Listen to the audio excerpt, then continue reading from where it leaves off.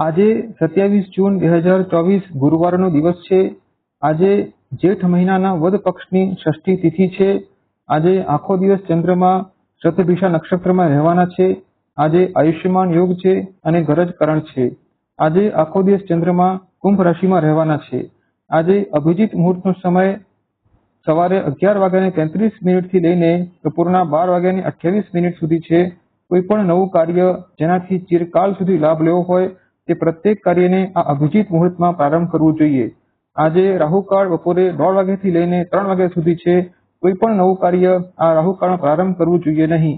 આજે પંચક જારી છે। આજે આખો દિવસ ચંદ્રમા શતભિષા નક્ષત્રમાં રહેવાના છે અને શતભિષા નક્ષત્રનો સ્વામી ગ્રહ રાહુ હોય છે, જે સૌથી વધારે ક્રૂર ગ્રહ હોય છે। તેથી આજનો દિવસ બધી રાશિના વ્યક્તિઓએ સાવધાનીપૂર્વક પસાર કરવો જોઈએ અને અકસ્માતથી બચવું જોઈએ।